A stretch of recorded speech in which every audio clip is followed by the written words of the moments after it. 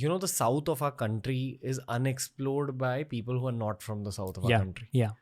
I fortunately, I've had a chance to explore it a bit just thanks to being a YouTuber. You get to travel across the country. But if I speak to many of my friends who are ethnically not from South India, they've really not traveled through the south of the country, other than like a few places.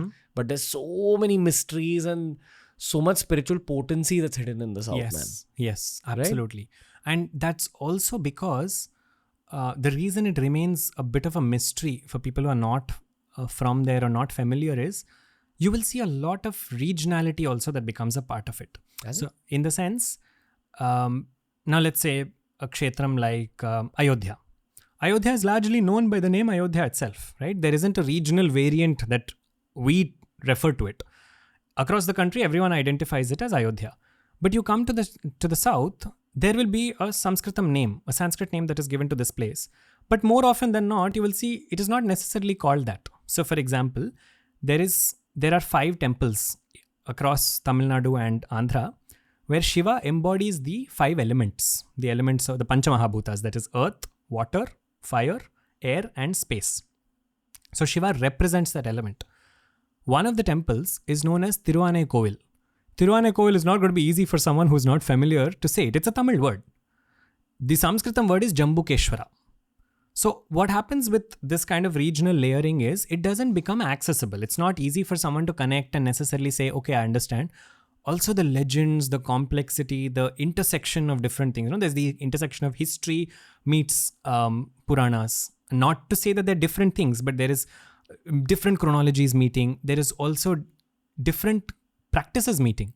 On one hand, you will see a very ritualistic coded practice that is coming from a Brahmin community that is saying this is how the space has to be maintained.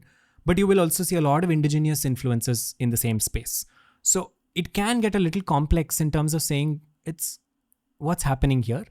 But the South is a mystery that is waiting to be explored. I think the easier ways for people who are watching the show and not necessarily that familiar with it would be not to get overwhelmed by the experience. I've seen a lot of people do this, including South Indians. They'll do one 4-day Tamil Nadu trip. They'll visit Rameshwaram, Madurai, Dhanushkodi, some 40 places. At the end of them, I've asked people, so how was Rameshwaram? They'll just, which one was Rameshwaram? 3rd temple? No, 6th temple.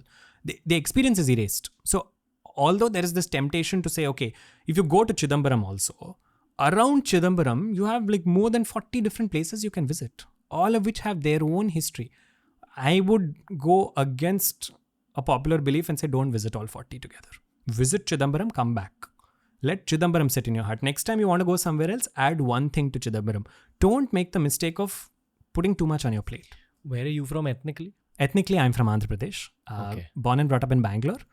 But I more familiar with the southern parts of the country, even in terms of kshetras. Bro, generally, I know it's wrong to generalize, but say the youth from the southern part of our country, do they feel like that about the north? In terms of? Like what I said that you'll see a lot of North Indians not having traveled across the south. But is the reverse also true?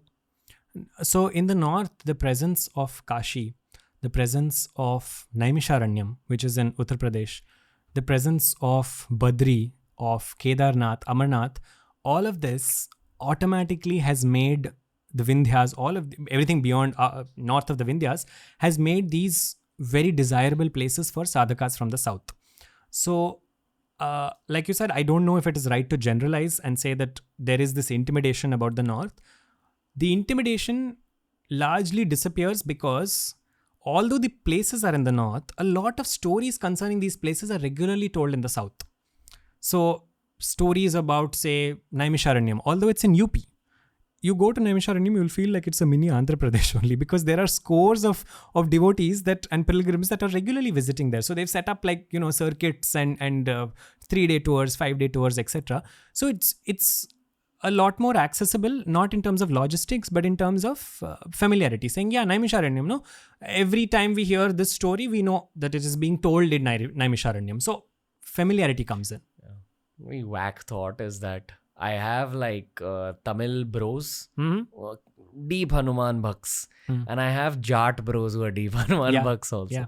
Such different personalities. Totally. Praying to the same deity. Exactly. That's the beauty of Sanatan Dharma. That is the beauty of Sanatana Dharma. That you can be anywhere on any spectrum and you can connect to some deity in such an individualistic way that it makes you think how expansive is this thought process. It has space for everyone.